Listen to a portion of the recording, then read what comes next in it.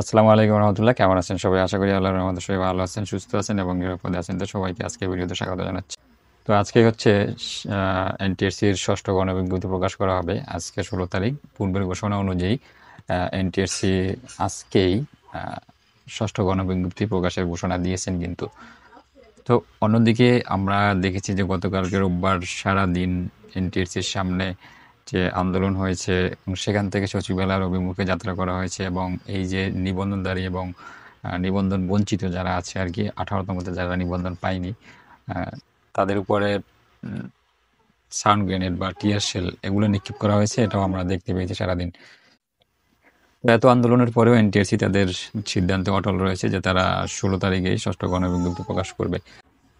তাহলে দেখা গেল যে এই যে আন্দোলনটা হয়েছে, এই আন্দোলনটা একটা বৃথা আন্দোলন হয়েছে। এখান থেকে কোনো ফলাফল এনটিএসসি পায় নাই, মানে নিবন্ধনকারীরা পায় নাই, বিষয়টা এরকম। আসলে এখন পর্যন্ত এই সম্পর্কে কিছু বলা যায় না, কারণ যেহেতু একটা স্মারকলিপি এনটিএসসি এবং শিক্ষা মন্ত্রণালয়ের সচিবদের কাছে দেওয়া হয়েছে, তো এটার একটা ফলাফল আমরা পাবো আশা করি। হয়তো কালকে আমরা ওটার ফলাফল পেয়ে যাব।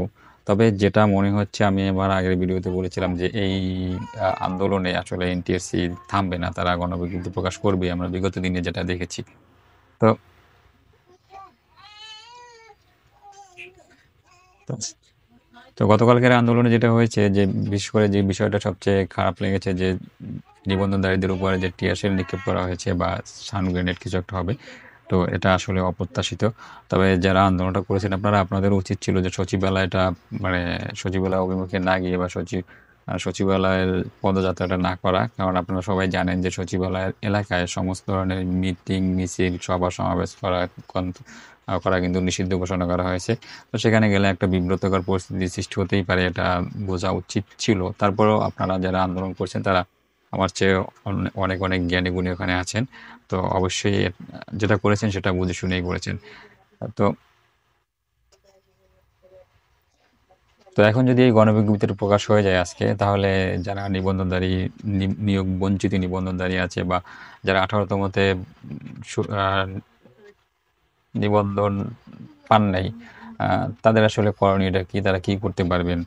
তো এখন আপনাদের এর পরে যদি আজকে হচ্ছে এই যে স্মারকলিপিগুলো দেওয়া হয়েছে এখান থেকে কোনো ফলপ্রসূ জবাব না পান, তাহলে স্বাভাবিকভাবেই যেটা আসে সামনে, সেটা হচ্ছে আদালতে যদি একটা রিট করেন, তাহলে হয়তো এই গণবিজ্ঞপ্তির মানে একটা হয়তো স্থগিতাদেশ আসতে পারে বা এটা বিলম্বিত হতে পারে বা এটা একদম বন্ধ হয়ে যেতে পারে, নতুন করে গণবিজ্ঞপ্তি আসতে পারে, এমন একটা কিছু হতে পারে। বিশেষ করে যদি এই রিটটা করা হয় তাহলে বন্ধ হয়ে যাবে না বা এটা নতুন করে হবে না। যেটা হবে সেটা হচ্ছে হয়তো এটা কিছুদিন বিলম্বিত হতে পারে। তবে যাই হোক, আমি সবসময় একটা জিনিস চাই, সেটা হচ্ছে যত নিবন্ধনধারী আছে দেশে চাকরি করার বা চাকরি পাওয়ার যোগ্য, তাদেরকে আহ, একটা কর্মসংস্থানের ব্যবস্থা করা। আর যদি এতটুকু না হয়, তাহলে তাদেরকে অন্তত পক্ষে একটা গণবিজ্ঞপ্তিতে আবেদন করার সুযোগ দেয়। এই যারা আন্দোলন করে বা 17তম 16তম 1 থেকে 12তম যারাই আছে, তাদের মধ্য থেকে যদি 10,000 প্রার্থীকে নিয়োগ দেওয়া হয়, তাহলে দেখা যাবে এই বিষয়টা একদম ডিসমিস হয়ে যাবে।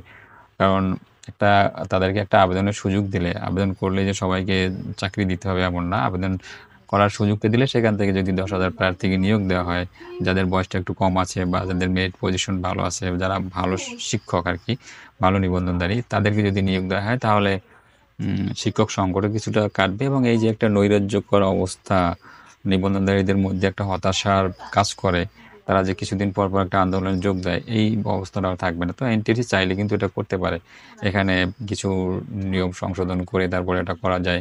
আবার 17তম যারা আছে তাদেরকে শিক্ষা মন্ত্রণালয় থেকেও নিয়োগ দেওয়ার কথা বলা হয়েছে, কিন্তু এনটিসি এটাও মানছে না। এনটিসি কার কথায় চলছে এটা এনটিসি জানে। তো যাই হোক, এখন দেখার বিষয় হচ্ছে আহ, আজকে কখন গণবিজ্ঞপ্তি প্রকাশ করা হয়। এটা এনটিএসসি থেকে জানানো হয়েছে যে ঈদের ছুটির আগেই তারা সিদ্ধান্ত নিয়েছেন যে ঈদের ছুটির পরে 16 তারিখে তারা ষষ্ঠ গণবিজ্ঞপ্তি দেবেন এবং সেই সিদ্ধান্তে তারা এখন পর্যন্ত অনড় আছেন, এটাই জানিয়েছেন। তো যাই হোক, সম্মানিত ভিউয়ার্স, এই ছিল হচ্ছে আপনাদের জন্য আমার আজকের ভিডিও। শেষ করছি এর সাথে। ভিডিও ভালো লাগলে লাইক কমেন্ট শেয়ার করবেন। সবাই ভালো থাকবেন, সুস্থ থাকবেন এবং নিরাপদে থাকবেন, এই প্রত্যাশা। আল্লাহ হাফেজ।